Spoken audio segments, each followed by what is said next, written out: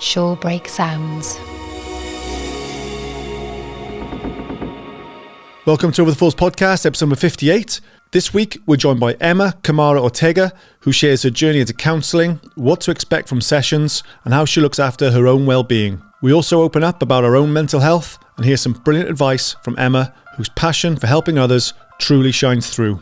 This week's episode is sponsored by A1 Property in Aberystwyth. A1 Property is a family-run company based in Northgate Street with a good knowledge of the area, whether it be for letting, sales or commercial. The company has been owned and run by Sarah and Jason Thomas since 2014 and mainly specialises in property letting. However, they have recently expanded into the sales market. If you're looking for any help with your property needs, please feel free to get in touch for a no-obligation consultation. Check them out at www.a1propertyuk.co.uk or give them a call on 01970 602 755. That's good for Aber. It needs more stuff like that in Aber, I think. Really Are you from Aber then? Born in the south of England. My mum is from Devil's Bridge, so we moved back up here when I was about 8. My dad is Spanish. They met in the Harvard Hotel in the 60s. Yeah, and then we moved to the south of England, and we moved back in the 80s. So I've been back here since 1986, something like that. Okay, so what school did you go to? Penglice. Nice. I was in your brother's year. No way. Yeah, Gavin. Yeah. Right? Yeah, Really? I was in your brother's Oh my year. God. Small town. I'm not sure. I Small assumed you knew. No, I didn't know. I don't know if he would remember me. Everyone remembers Gav. Yeah, he was. I don't remember much about school, but I think he was one of the cool kids. He got a lot of attention, I I remember reckon that. he was pretty cool. Gavin. Yeah. Well, he matured really early because he was like a grown man by the time he was like 13 or something. He had like a full beard and stuff. But he was good at sport and Yeah, I remember quite a him good looking being guy into and football. that's it. Oh, okay. Yeah, so I went to school with him, and I left when I was 17. I moved to Spain. Whereabouts in Spain? Did Granada. My father's from Granada. So, Whereabouts in Spain is that? south, about an hour and a half from Malaga. Oh, Yeah. lovely Yeah, part. so Yeah. really hot, really beautiful. There for about 9 years, teaching English as a foreign language. Yeah. That's cool. Why didn't you Yeah. stay? That's my Well, original. I'm because- thinking, why didn't you stay? Well, I suppose this leads into, why I became a counsellor. I wasn't happy with my job. There wasn't any opportunity really to do anything else. So What, bar teaching the English? yeah, I mean, I taught English, which I loved it for about 5 years, and I did a bit of translation because I speak Spanish as well. But Okay. I felt that it wasn't really my calling. I don't know if you guys have that, but I just had a sense of wanted to do more with my life. I wanted to do something a bit more rewarding, a bit more meaningful, and so I moved to London and did my training. Okay, to and be what a college? counsellor. Uni? It was in Chelmsford Counselling Foundation that I did my counselling training. And then I kind of worked in London as a therapist and as a teacher. I did it part-time.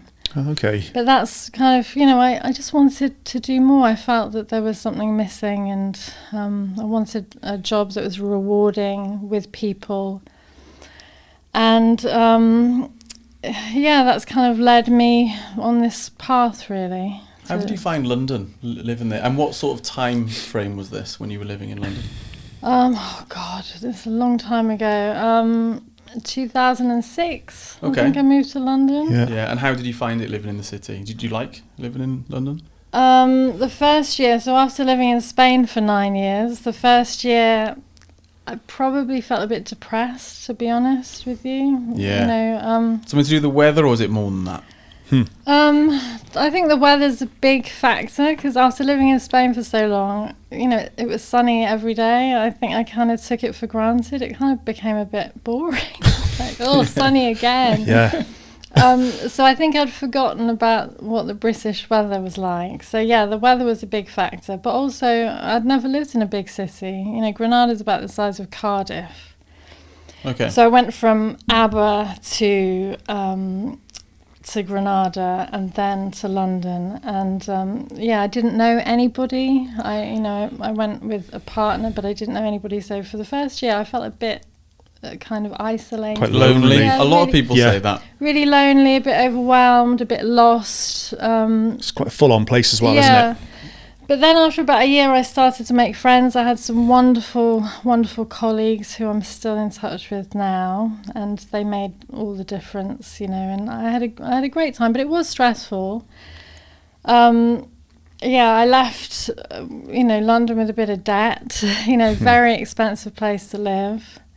Yeah, I bet. And I love going back, but I wouldn't, unless I won the lottery. I don't think I'd not to move live back there. to live. Very expensive place to live. live. Your sort of training and everything that you sort of went through in London to sort of gain these qualifications. Say that again, sorry. How did I find my training? Yeah, how did you find it all? Like the college you went to or the university or wherever you learned. So, how did I find it? Well, as I said, I was kind of searching. I was feeling unfulfilled. I was searching for something more. And, in London it's great because you can do anything. You can kind of find any sort of course. And so I just kind of experimented with different courses. And I think it's called City Lit near Holborn Station. And they do all sorts of courses. And I did a 10-week counselling course there. And I should probably mention my mum was a counsellor, so it was kind of on my radar as a career, even though I'd kind of dismissed it because it was what my mum did, and I didn't think that I would follow that path. But I did this 10-week counselling course, and it just changed my life. I just found it fascinating, and I met some wonderful people and kind of found my tribe, I suppose, and I just kind of carried on learning. I think it's about, I think I was just really fascinated with people and really wanting to learn more about myself and others. And, it had to start with me and my journey. So, 10-week course changed my life. And then I just carried on and on and on and ended up qualifying and absolutely loving it. And, it's incredibly rewarding. And I definitely, it's the right thing for me. And how long did you stay there for? And then when did you come back? How long was I in London for? In London for, yeah. So London for about 10 years. Okay. Yeah. It's quite a while. It is, isn't it? Yeah, it's a good 10 stint. years.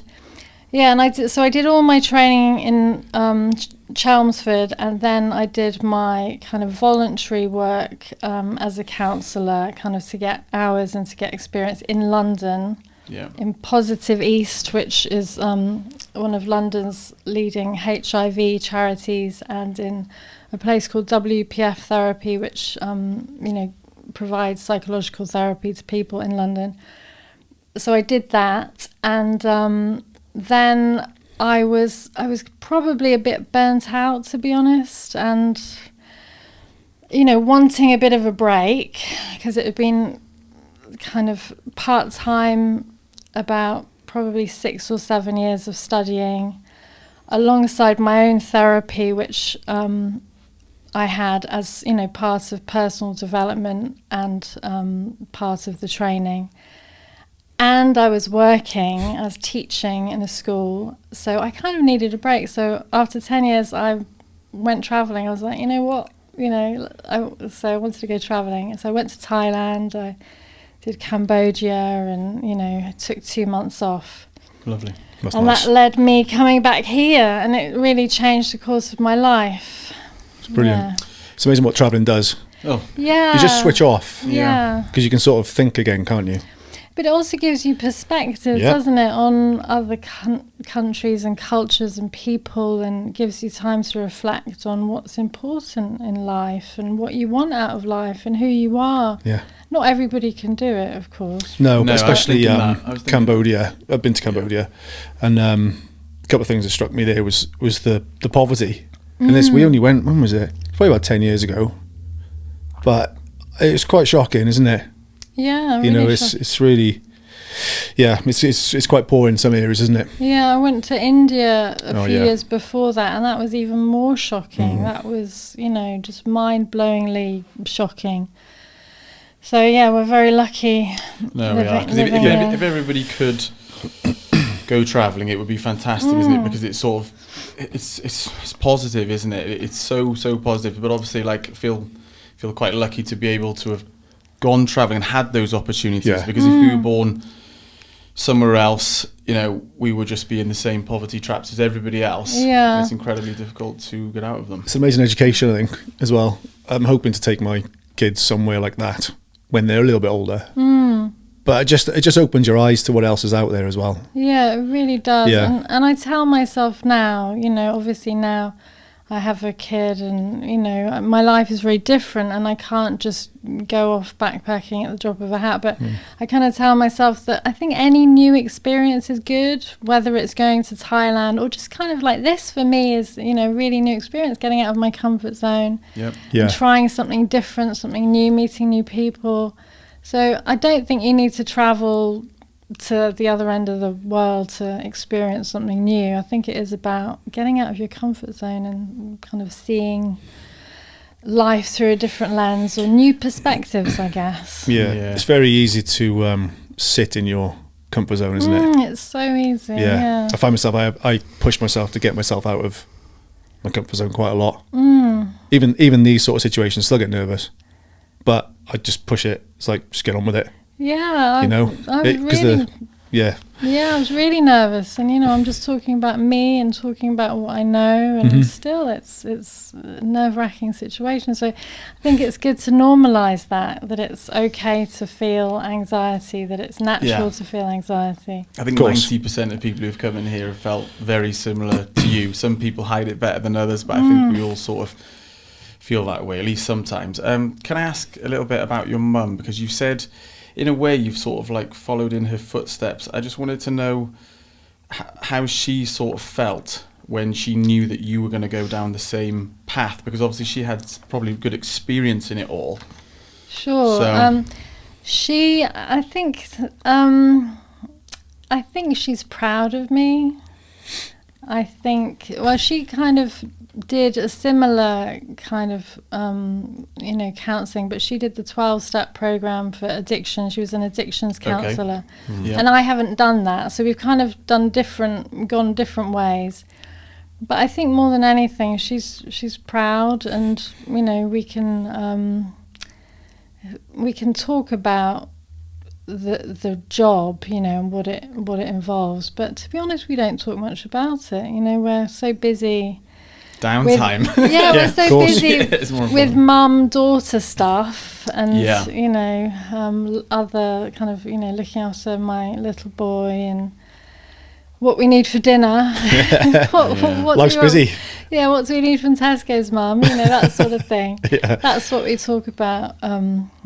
Just life stuff, but not really. We don't really talk much about the job. But I think she gets it. If I come home. Yeah. If I come home tired or, kind of say that I need a break or whatever, I think she gets it. So what sort of counselling do you offer personally?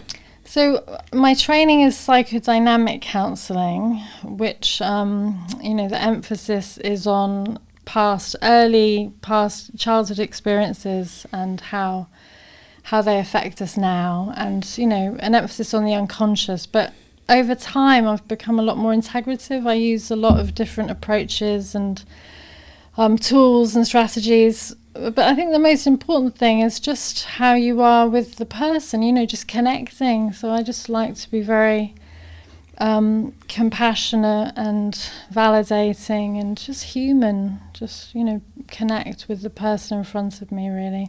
Try to be relatable and warm. And just me, I just try to be me, really. So you're talking about the childhood stuff there. So people have gone through some like trauma or anything like that they sort of held on to and not really talked about it. They can come to someone like yourself to talk.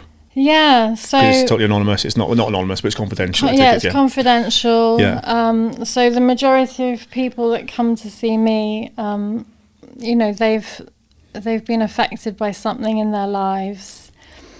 Usually, it can be now, it can be past stuff, childhood stuff. It can be, usually it's not one big traumatic event, but usually it's kind of years of just kind of difficulty or painful family life, for example, divorce, bereavement. Sometimes it's stuff they've gone through in their adult lives. A lot of it boils down to relationships. And I don't see couples, I see individuals, but a lot of it's about relationships with people, with friends, with workmates, with partners, with their own kids, with their own families, and their relationships with themselves. Lots of issues regarding anxiety and low self-esteem, boundaries, people pleasing, toxic situations, toxic people. So generally the people that come to see me want to change their lives in some way, and they want help, they want support processing what they're going through and what they've been through, and they want to understand it more, because with understanding comes, empowerment. Then they feel that they have more choice. And it's my job to support them in doing that. Is it mainly female or male, or is it a mixture? You know what? I have thought about this, and I think it's a mixture. That's good. Yeah. That's good. It is a mixture.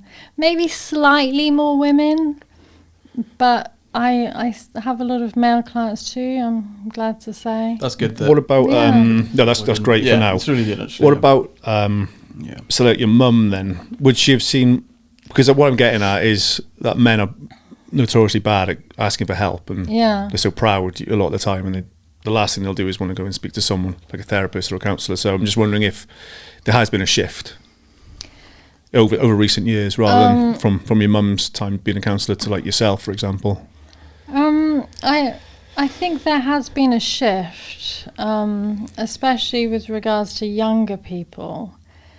But I'm not sure. I think maybe my mum did see, I think she saw a mixture of people as well, to be honest.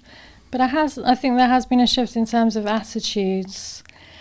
And I don't know, what do you guys think? Do you think there's less stigma now with regards to men? I personally think there's less stigma now, because I think if we go back to when me and Dave were younger, or particularly say my parents' generation, so I'll use my dad as an example. I don't mean this in a good way at all, but I can't imagine my dad seeking out counselling. Like, I'm going back in the past now. I'm just, I think he was just from a different generation that I am, and I wouldn't have a problem seeking out counselling. Like I've discussed on this podcast previously, that when I lost my dad was pretty young when I lost him, and I was thinking that, like, I didn't go to counselling, but like looking at it now and reflecting on it, it probably would have been positive maybe for me to do that through grief, because I didn't know how to, I probably didn't know how to process my own grief, just like lots of people don't. And also people grieve obviously in different ways. Yeah, sure. But I'm sure I would have found it productive to have gone through that. Oh yeah. If you know what I mean. Yeah. My own experience, I've had one counselling session, because I went through a period of like probably 2 years of like quite prolonged stress, where there was like accumulation of like 5 or 6 different things over the 2 years. And then once everything started to slow down, it kind of hit me. And then I didn't know what was going on, basically. So then I needed to speak to somebody to kind of just explain to me, well, look, you've been through quite a few things here. You've got a limit. And everyone's got, their limits with these sort of things. So I just kind of hit a wall. So then, I spoke to a counsellor, which helped massively to make me understand, Yeah, it can be really educational, but it can also be really validating, and it can be so powerful to just be listened to with no judgment in a safe space, and given the opportunity to process what you've been through with somebody who gets it, somebody who's skilled in helping you unpack that. The other thing, going back to like talking about Luke's dad and like my dad, I was talking to my dad about it earlier on, is, you know, like the pub culture, where the gender roles over the last, you know, say 60s, 70s, 80s, early 90s, men would go down the pub after work. They'd have a good old vent, they'd have a few drinks, whatever would happen.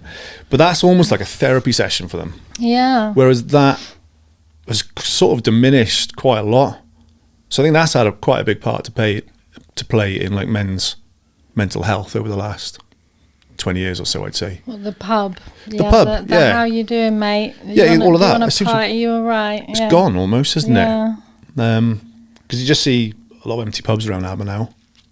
Whereas before, I remember growing up, my dad was in the fountain and it was just heaving in there. You know, he'd be chatting to all his mates after work, and he'd be chatting to his dad after work, and you get rid of the stresses of the day, I guess. Where it's, I think that's got, personally, not all to play, but it's got quite a big part. It's important, isn't it? It is, really important having that safe space with friends to unwind and to talk about stuff. Yeah, definitely. I've never been a big pub goer personally, but I've heard from other people that it is where they go to unwind and escape, and not necessarily to drink, but just to talk to someone, you know, especially men. Maybe they feel it certainly doesn't have to be a pub. And like, no, 'cause when we talked about being, say, like parents as an example, it's really important for both parents to sort of have a little bit of their own time for the mum and also for the dad, because it can be quite difficult, can't it? Just being a parent, it's hard work, isn't it? And you're both working full time. Realistically, in 2025, that's another thing that's shifted since our sort of parents' generation, where you could probably get away with like an individual wage, or a lot of families could do. Whereas that's like pretty much gone out the window. I think you'd have to earn a very healthy wage to be able to support, say, 2 children and your partner.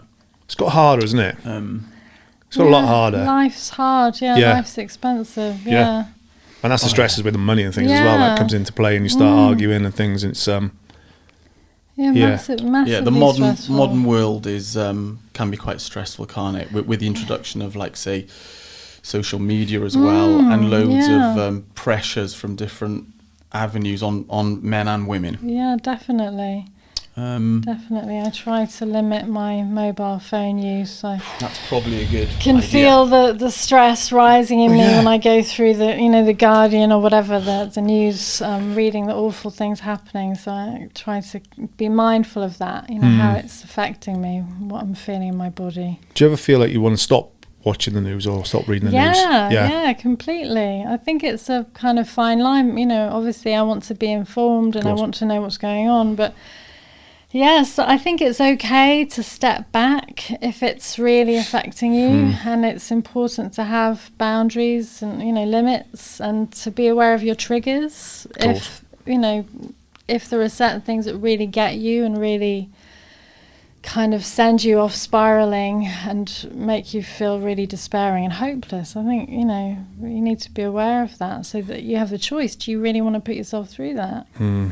There's a lot of negativity on the news, isn't it? And don't get me wrong, there are some horrific things going out there. I'm not saying like to bury your head in the sand necessarily, but sometimes ignorance is bliss, because if you consume everything negative that's happening on the planet with 8 billion people in it, unfortunately there is some horrible things going on out there, but there's also some beautiful things. Of course there is. So you need to concentrate on the positives, I think, sometimes. Go on. I was just going to say, it's maybe sometimes it's not about denying the terrible things, but it depends what you want to focus on, And I'm an optimist. I'm lucky, I suppose. I'm a natural optimist. And, I have kind of Googled, positive news stories, and, they are there. Wonderful buried underneath. Wonderful things do happen. They don't sell, though, do they? No, but you just have to find them. Yeah. We got told in here by Mick, the editor of the Camera News, if it bleeds, it reads.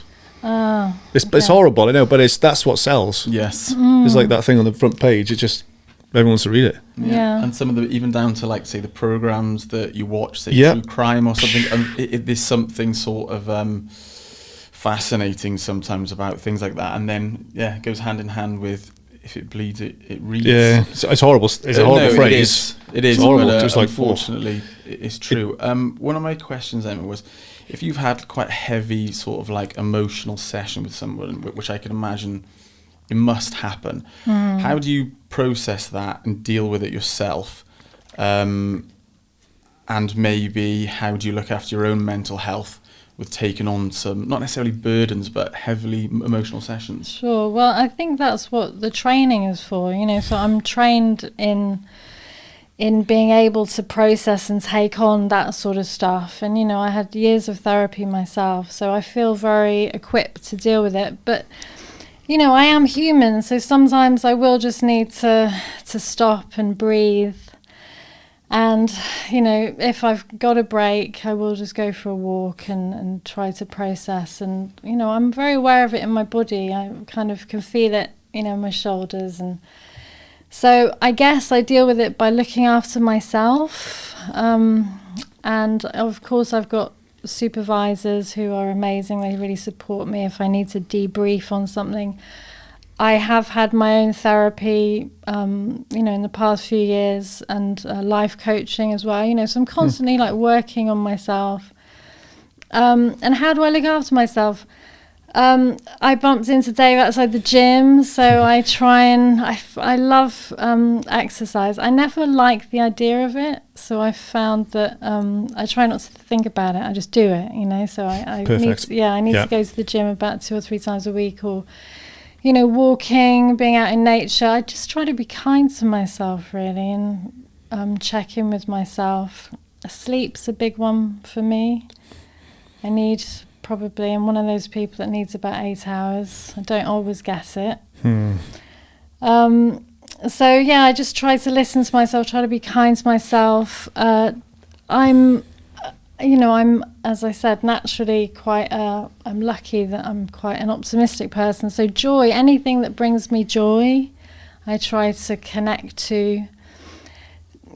Friends, family, healthy relationships. I saw a quote the other day which said that in a world which is so unstable, our relationships are what anchor us. And I think that's really true. It's really important to have anchors. So whether it's friends or family or community, it's really important to have a sense of belonging in some way. Because, isolation is not good for us. Absolutely. Well, just going back to what you were saying when you were living in London, yeah, and you felt so lonely, but then as soon as you started getting a bit of connection with people and communities, felt comfortable again, isn't it? Yeah, sure. And so those are the main ways really that I look after myself. But exercise is a big one, and just kind of generally checking in with myself. What I tell my clients, check in with yourself. How are you doing? Even if it's just when you're brushing your teeth, how are you doing? What are you needing? How's your body feeling? What are you feeling in your body? Where are you feeling it? Are you feeling anxious? Are you feeling tired? Do you need this? Do you need that? Just to kind of be mindful, really. That's good that you do that, because I think some people they sort of try and look after everybody else apart from themselves. We've had a fair few guests on here. One person, her name is, let's say, Lou Coulson. You try and and I think we're all guilty of it to a certain level, but it's certainly important, particularly in a position like yours, to sort of look after yourself, because I can imagine it can just, I don't know, get overwhelming. Well, that's a really important part of the training. I think counselling attracts people who want to look after others. So from the very beginning, they tell us you need to look after yourself first, because if you're not doing well, you can't support other people. You know what they say when you get on a plane? They say make sure you attach your oxygen mask first. Yes. It's the same, and I wouldn't last 5 minutes in my job if I didn't look after myself. So it's kind of really high on my list. It's a good way of doing it. It makes sense. Definitely. It certainly makes sense, because obviously I haven't had any training, so I don't know anything about it, but that's one of the things that comes to mind. I think, man, it must be quite heavy sometimes, Yeah. But that's fantastic to hear that the training's equipped you appropriately for it, Yeah, and that's why it's so long, and that's why they insist on us having our own therapy. Because I think a lot of therapists do get burnt out and need to leave the profession. and going back to how I look after myself, so, you know, boundaries. I need to know my limits, you know, so I can't take on, you know, 50 clients a week, for example. You know, I need to kind of know what is kind of my right amount of work, of hours, so that I can be well. And that I'm there for my son and my partner and for me, you know. Of course, yeah. How many people do you see generally a week then? About 15 to 18. Yeah. Sometimes a little bit less. It tends to change weekly. During the pandemic, I saw slightly more. That was a busy time, as you can imagine. Working from home, and so many people needed support. And that was when I noticed a shift, really. In you know, you asked before about shifts in attitudes. I noticed a shift then. I think a lot more people started talking about struggling. You know, I think maybe they were struggling so much they needed to talk about it. It became more of an open conversation.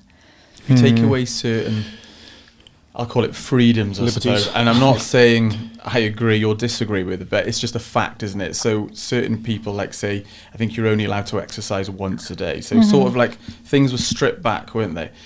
And I guess it makes you reevaluate it. If you're used to exercising loads of times a week and you go and do your favourite hobbies, then all of a sudden you're not allowed to do them, and you're sort of locked down a little bit. You can't go to the pub, you can't go and see certain friends. Can't see his family or anything. You have to be in a bubble. Crazy, wasn't it? All these sort of rules. Yeah, it was. No wonder it sort of all Yeah. out, you know?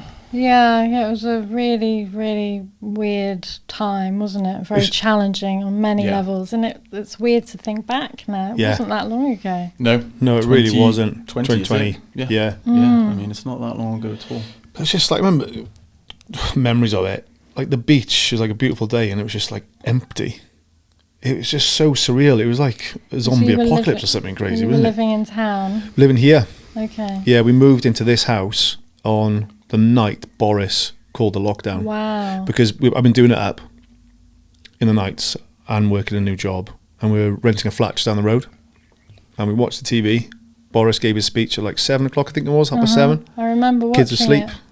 I was like, uh-oh. We're not even sure if we're going to get arrested, like if we're moving in the next day. So we woke up the kids, packed all the stuff, and just came in here. Wow. It was like half finished. It was just about livable. Yeah, but then, Scary, just here then. Scary times. Oh, it was just weird looking back. Really strange times, isn't it? Yeah. But I had to keep working because with the job I was in, we had to do like surveys and stuff outside, but so it was okay. But I remember going to Bow Street and I was doing a survey on my iPad for the housing association I was working for, and I was the only person walking around Bow Street. Wow. And there's people like looking out the curtains. It was like, what is this guy doing?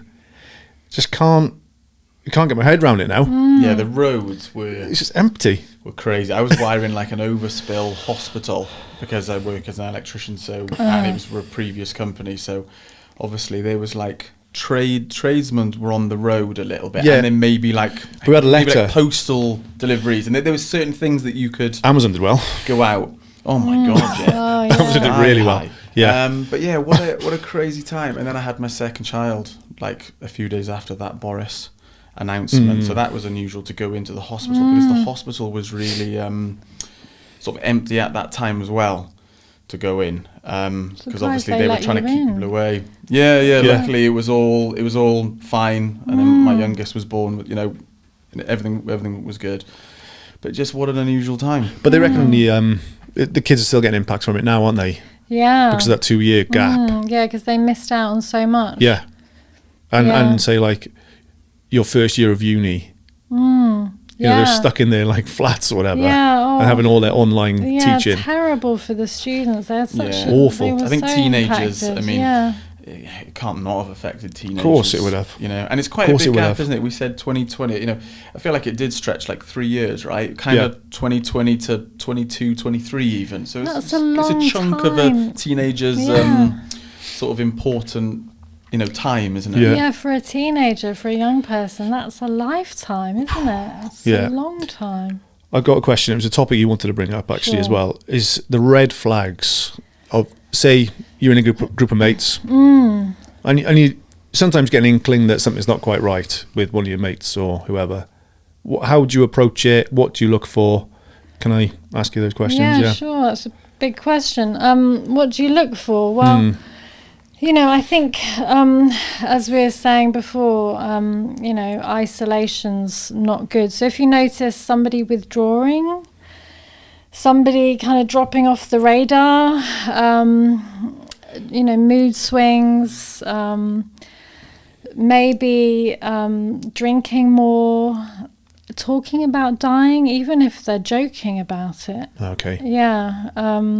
Maybe they've had a traumatic life event, either in the past or recently. Maybe they're going through a breakup or something difficult. I think we all need to watch out for our mates, really, and, check in with each other. And what would we do? Well, if you think a friend is struggling, I think, the important thing, the helpful thing to do would be to check in with them. Early conversations do save lives. So just say something like, I've noticed that you're quiet lately, or, I know things have been hard. Are you, how are you doing? Is everything all right? Starting these simple, safe conversations can make all the difference. Just letting them know that you're there, if they need to chat. It doesn't need to be a big, heavy conversation. It can literally just be, hey, do you want to meet for a pint? Or do you want to go for a walk? How are you doing? I'm here for you. You can talk to me. And that could make all the difference. Yeah. Yeah, definitely. It's a basic sort of thing, isn't it? It is, isn't it? Just asking. And it's a basic thing, but so many of us don't do it because we're busy with our lives. It's difficult to notice these things, isn't it? It's difficult to notice if somebody's dropped off because we're all busy, we're all going through something or other. And so, I think, we need to be vigilant and look out for each other, really, especially if you know that somebody's struggling or somebody's been through a hard time or somebody's vulnerable in some way. If they're acting a bit oddly. Okay. I think, go back to the men thing again, we're very good at hiding stuff, aren't we? Yeah. And then the pride thing comes into it. So to approach it, and to ask someone if they're okay is quite hard sometimes, I think, from man to a man. But going back to the other thing is that it's definitely changed over recent years. There does seem to be a lot more open to have those conversations. I think women have always been better at it. Would you agree? Yeah, I think it's, social conditioning, isn't it? And gender norms that men aren't supposed to talk about their feelings and men don't cry and men need to cope on their own and all of that. So I definitely think we need to normalise emotional expression for everybody, but especially men and boys. And as I said, just starting these simple conversations, checking in and just listening. You don't need to be a trained therapist. Just listening and being non-judgmental and letting that person talk without minimizing, without saying, don't worry about it, I'm sure you'll be fine. Just letting them talk and telling them that you're there for them and you're sorry that they're going through a rubbish time and, you're there.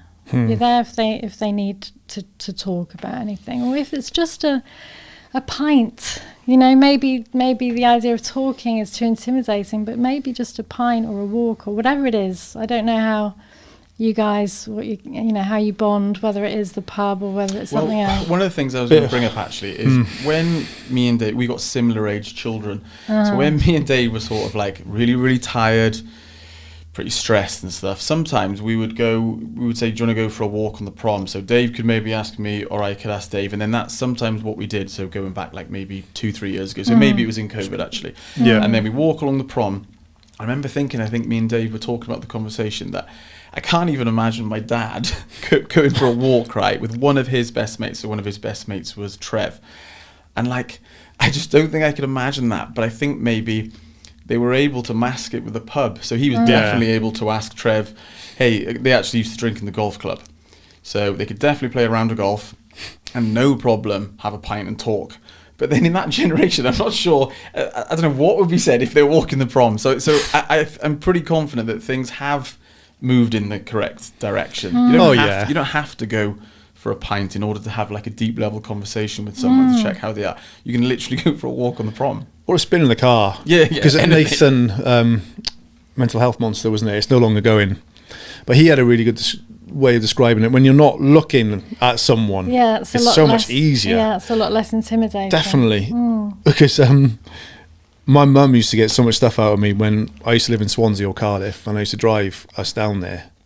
And we'd just be chatting for like 2.5 hours, and she'd get everything out of me. Because you're quite confident, because you're not like eye to eye. But that works as well. Even if it's just sitting on the prom looking at the front seat of the car, it doesn't matter, does it? Do you? I hope you don't mind me asking. No, please let me know if you do. Would you say that you have, difficulty expressing emotions? Is it more difficult, would you say, than say your partners or your wife? Can you go first, Dave? I don't mind.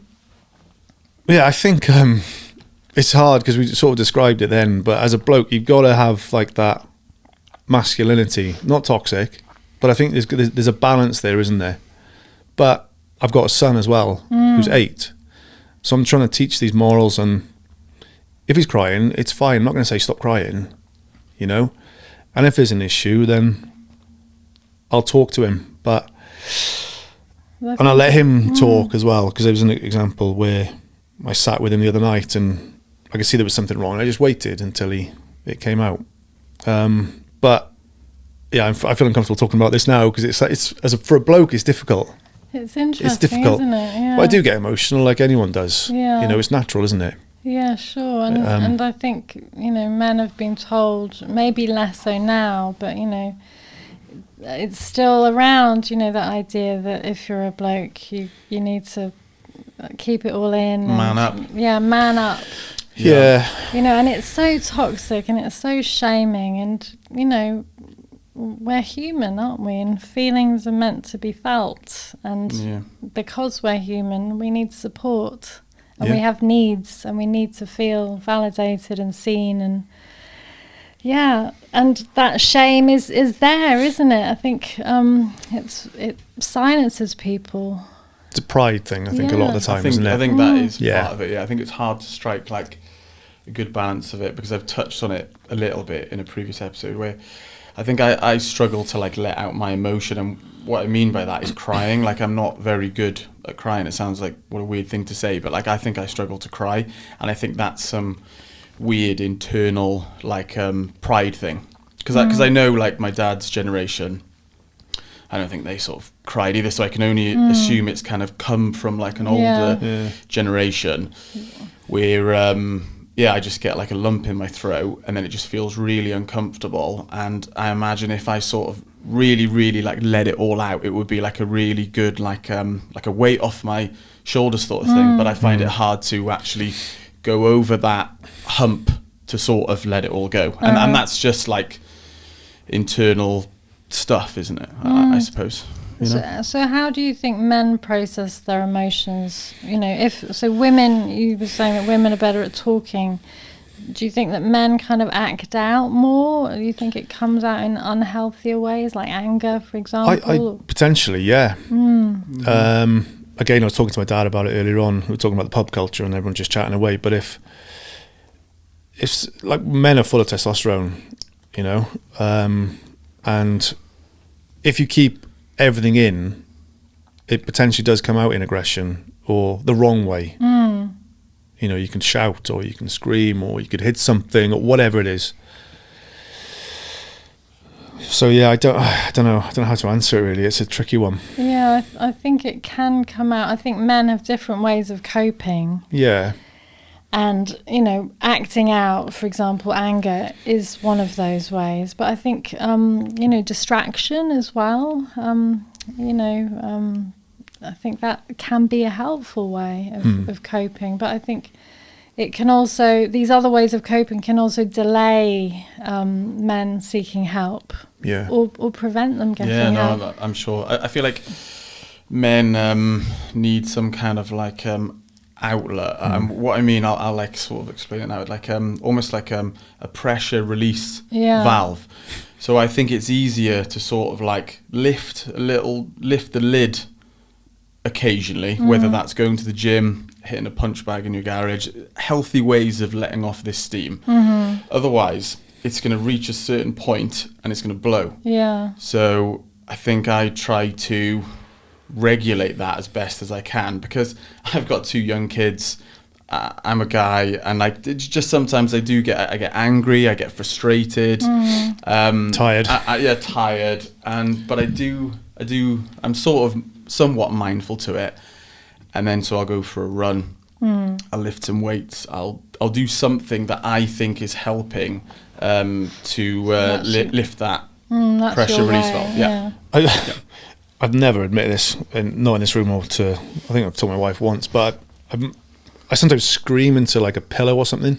That's a really effective way. My God, I feel better after it. And stomping, going for a good stomp in the woods is just another way. Yeah. Getting it out. And then really stressful day or whatever it was. And I remember sitting in the van just outside there, just screamed into my jacket. And I just, the weight was just off my shoulders. So that's one way, I guess, I get rid of it. That's a coping mechanism. Oh, there we go. Yeah. Is that natural? Is that okay? Yeah, that's great. If it works for you, it's great. Yeah, good. And I think a lot of men are intimidated by the idea of going for counselling, because I think in general, men aren't taught how to express themselves, so they kind of lack that language.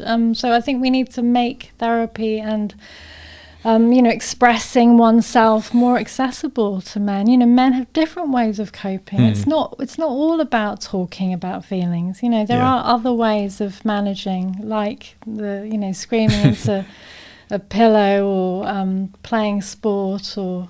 Yeah, I don't think talking sometimes does it for me, and I'm sure maybe like I feel like there's a release in a different way, more of a physical way as opposed to a just sitting down and having a nice conversation sort of thing. And then maybe that is a little bit to do with testosterone. I don't know enough about it. Yeah, about therapy. Depends on the subject as well, doesn't it? Because sometimes talking will definitely help, and other times that shouting is going to help. Or screaming, whatever it is. Or you're right. I guess. But the punch bag, for example, is similar, isn't it? Yeah, it's just getting that out in a healthy way that works for you. Of course. Yeah, and I've heard counselling described as a cup of tea and sympathy, and it's definitely not that. It is. It can be hard work. So I think we need to reframe it as something brave to do, something strong to do. It's a tool. I don't know if it helps to kind of reframe it as a tool to use, a strategy to process things. But you're right, talking isn't for everybody, and there are other ways. So find the ways that work for you, really. And notice what works, what doesn't. What turns the volume up and what turns the volume down.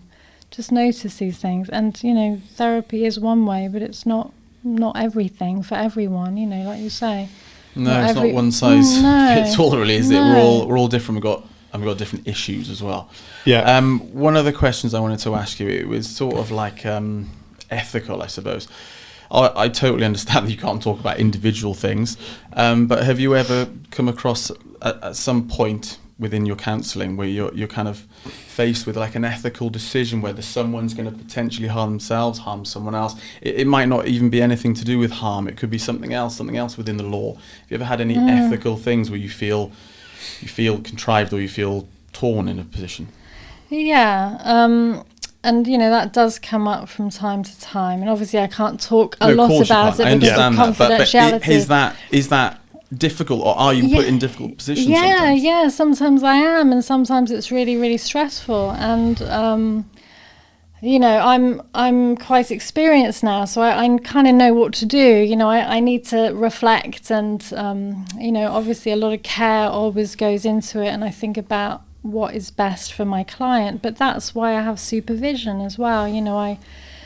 I have a safe space to debrief and think, what do you think of this? Should I be worried? What should I do? So I kind of talk about it with somebody and get another perspective. Another like professional perspective. Another professional, sometimes senior to me, and we discuss it and we talk about what it's brought up for me.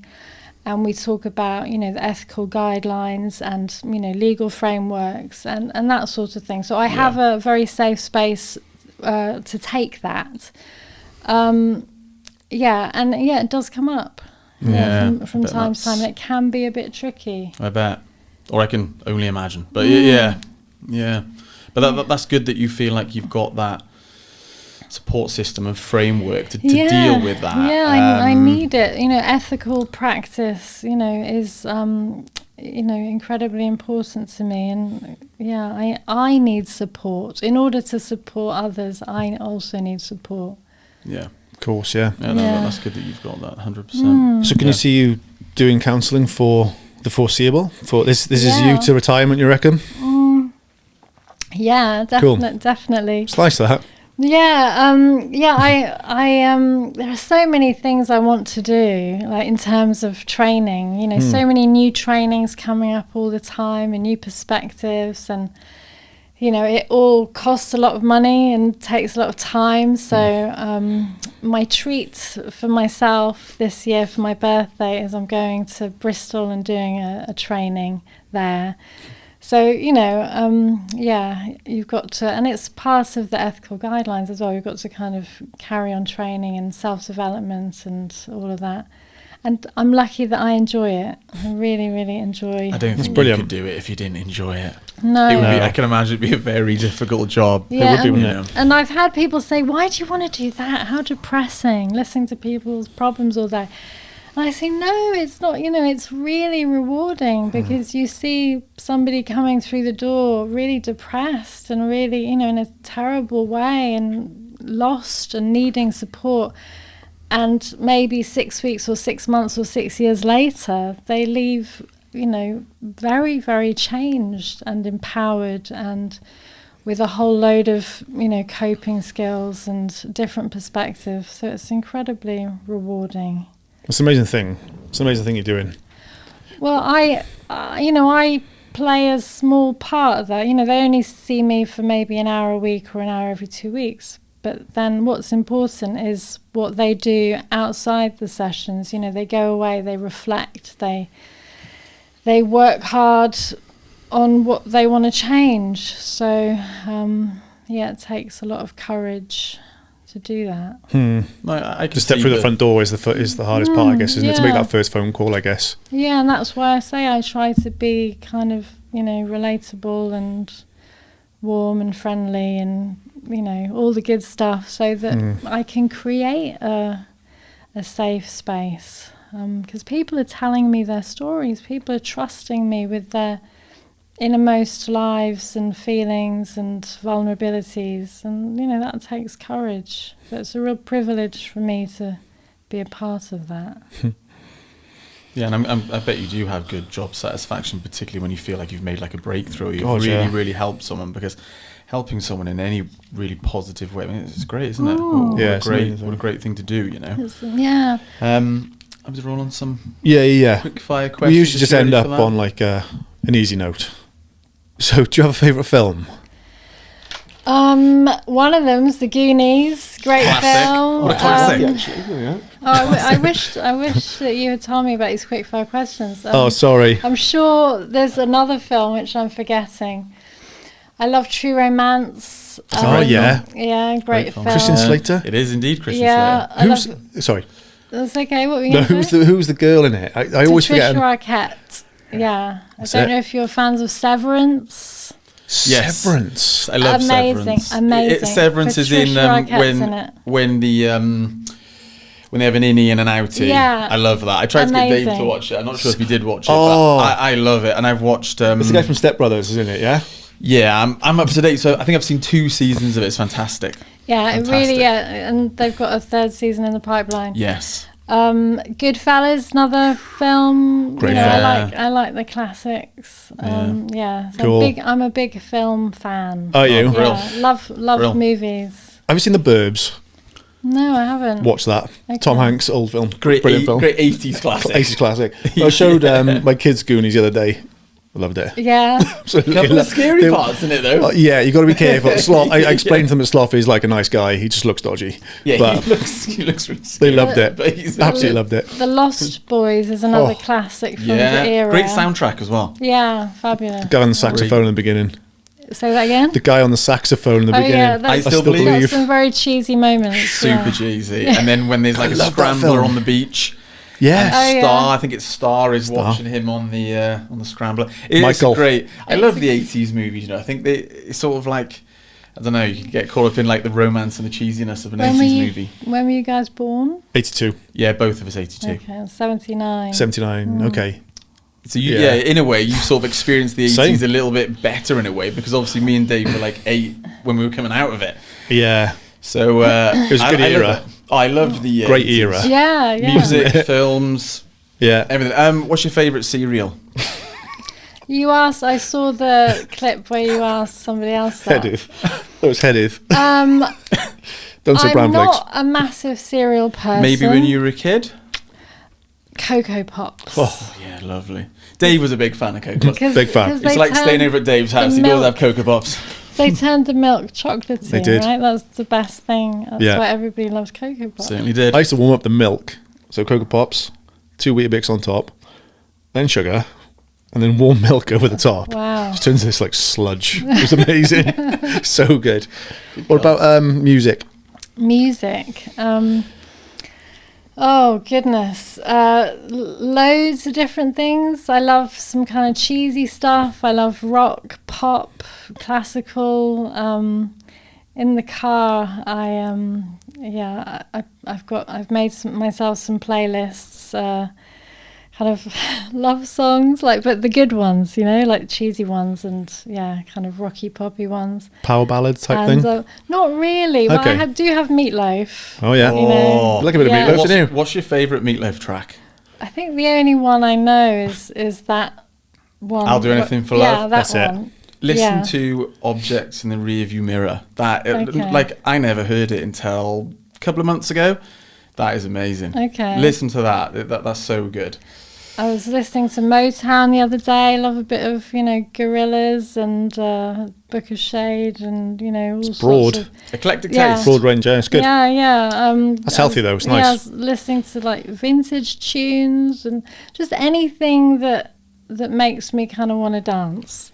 Not that I'm any good at dancing, It's fine. but anything that kind of funky. Yeah. I've got really into the Red Hot Chili Peppers recently. I was listening to the audiobook of Anthony Kiedis, Oh, yeah. Scar Tissue, so then that kind of led me on to listen to more of the Chili Peppers. And I love a good workout to a good pop tune. I was going to ask what you listen to then, James. It's pop, is it? Yes, Yeah. just anything that makes me want to move, It's good. basically. No, it's great for exercise, isn't it? ABBA, Michael Jackson, just, All right, favourite Michael Jackson song? there are so many. Oh, Beat It, it's pretty good. Thriller for Yeah. the video. It's yours. What's your- Man in the Mirror. Yeah, same. That's Man mine. in the Mirror Man is in the Mirror's one the of the... There's other ones, like... don't even mind Earth Song, actually. It's quite good. Just hold on to that tree. Classic. Yeah. A bit slow though, a bit cheesy. But Yeah. Man in the Mirror Man in the always Mirror's the one. comes Whew. to my mind straight away Love when it. I think about Michael Jackson. What's your favourite place to eat in town? Cafe, restaurant? You know what? I haven't eaten in town for quite a while because it's so expensive, isn't it? A night is. out eating in a restaurant. It's It so could be a expensive. takeaway, a fake away. It could be So anything. a place that I really loved, which now I believe has moved to Bow Street or somewhere, was that Thai place? Yes. The one that was in Bridge Street. Yeah, that one. But they Yes. moved from there now as well. They're no longer in the black, I don't think. Are they not in the black? No, but they are moving somewhere else, local. I'm sure they are. I'm sure I saw that on Facebook So recently. I love Thai food, so Okay. I want to go. I haven't been yet, but I want to go to that new restaurant in town by the spa. North opposite Parade. Little Italy. That's it. Yeah, Yeah. I want to go there. I haven't been, but Which one's that one? Sorry, the It's one new. It's in the last month. What A month or two? It's Thai. type of- Oh, it Thai is Thai. food, yeah, Thai yeah. place. Got you. Got you. 'Cause I think Yeah. there's also. I hope I'm not getting this wrong. I think there might be a food truck on the prom that might do sort of. Is that Manuka? Yeah. Whatever it's called. Is Is it that- Thai? is that I'm not sure if it's Thai? Thai. I'm not sure. Maybe I it's don't not know. Thai. But anyway, But yeah, I'm a big foodie as Oh, well. cool. I love food. Yeah. Yeah. And I wish that we had more restaurants here. But yeah, I do love food. I don't like cooking, but I love to be cooked for. Perfect. Yeah, that's the best way. yeah. yeah. Who does Just sit there, yeah. What about Yeah. chocolate bar? Favorite chocolate bar? I love a flake. Well, messy, but Classic. nice. Yeah, it's a bit messy. In the fridge or out the fridge? In the fridge. My partner, what is that? For me, every time in the fridge. Oh yeah, it's Every gotta, time. gotta be in the fridge. Yeah. My partner buys picnics for his packed lunch, Oh. and I That must, is you know I what, that's must a great answer. admit that I am a fan of the picnic now. Peanuts, wafer, caramel raisins. It's got quite a bit in there, isn't it? I love a Amazing. picnic. Yeah, Yeah. amazing. Underrated, actually. I like dark chocolate. Yeah. Okay. As well as picnics, I go to Tesco's and I buy the Tesco's finest dark chocolate. Love it with a cup of tea. I like the dark chocolate digestives, you know. Not many people are like me. I'm like, do you like the milk or the dark? And I think the dark digestives are so much better than the milk no. ones. But No. hardly anybody agrees with me. No. Milk chocolate hobnobs. You love chocolate hobnobs. They are unbelievable, those things. I want to know what the world record is for a pack of hobnobs and a cup of tea. What time? Time. I reckon I've done it in about a minute. A whole packet. After school, no Just problem. straight in. It wouldn't be very enjoyable though, would it? Like a whole packet. Oh, yeah. Pretty No, good. would it? Oh, yeah. It's pretty good. Yeah. Do you know some useless information? But apparently you're supposed to eat it with the chocolate bit down. Did you know that? I definitely didn't know that. Yeah, I'll Doesn't send seem you. right. I will send you the Is article. there a reason? Okay. Apparently it's better for the taste buds. I get it. Okay, right, yeah. Chocolate on the taste buds. Yeah. I don't even know if I've ever eaten one that way around. I hope I've remembered that correctly because we all usually eat it with the chocolate. Oh, on the definitely, top, definitely, right? yeah. Yeah, Yeah, but yeah, no, no, apparently definitely we've that. been doing it wrong for years. Okay. Crazy. You give me an idea, like a sandwich as well. So you can have two. I'm going to try that. Okay. Right, sorry. Digressing a little bit, yeah. Happy? Yeah. Yeah, happy? Yeah. Yeah, so yeah. much for Thanks very coming much, Oh, Emma. I just wanted to say thank you for having me here. This is a wonderful experience. I know, I know you're doing loads of great things, and I think this is really great and really important to be talking about this. So thank you for having me here. Cool. No problem at all. Thanks, Emma.